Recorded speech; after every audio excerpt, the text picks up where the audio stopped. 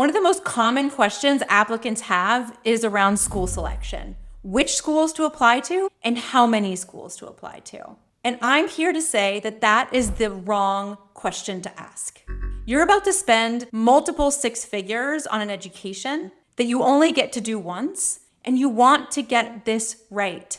And so instead of asking yourself, what is the best MBA program I can get into? I suggest having an honest conversation with yourself and those close to you about what matters most to you, the where or the when. And yes, you have to choose one. I'm Melody Jones, and my team and I have helped thousands of applicants get into M7 programs, including Harvard, Stanford, and Wharton. So what do I mean by the where versus the when? Are you someone that already has a short list of schools and those are the only programs you would attend? Otherwise, you'll skip business school altogether? For example, are you only wanting to go to Harvard or Stanford, or you won't go to business school at all? Or are you someone who is committed to going to business school, you want an MBA, and you want help finding the programs that are the best fit for you? So if your answer is the where, then we're gonna have a conversation about risk. Because often the where is going to be Harvard or Stanford, just Stanford, Harvard, Stanford, Wharton. We do want to have a conversation about risk because the acceptance rates to those programs are so low, no matter how competitive your profile is. You need to understand realistically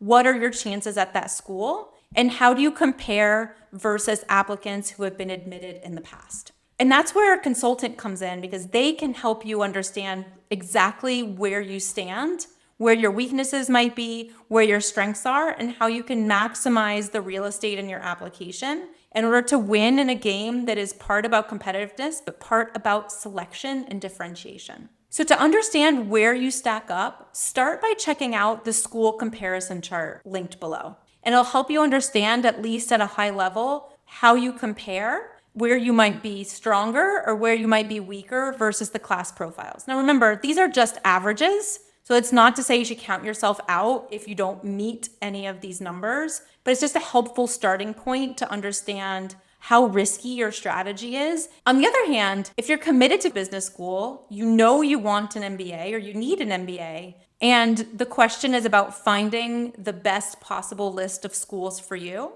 then we're gonna have a conversation around what your goals are for business school. Yes, obviously you're looking to go to the most competitive program you can, but beyond that, you also want to think about geography, right? Where do you want to live in business school? Because a lot of times where you go to business school also influences where you end up living and working after you graduate. What kind of culture or community are you looking for? Do you want a city school like Columbia? Or do you want a small, tight-knit MBA program like Tuck? And the other piece of it also is recruiting track record. It depends on what you're looking to do after business school. If you're recruiting for consulting, for example, consulting firms are going to recruit at any of the top 15, top 20 MBA programs. So that's not really going to drive your decision very much. But for example, if you are looking to recruit for the media and entertainment industry or consumer products, the school's recruiting relationships and recruiting track record and where alumni have gone to work in the past might play a role in your decision because you want to choose programs that are going to maximize your recruiting outcomes and where you'll be able to leverage those relationships from campus from day one. So between the where and the when, you have to pick one to prioritize first. Of course, both of them matter, but deciding which one matters most is going to drive everything else in your school selection decision.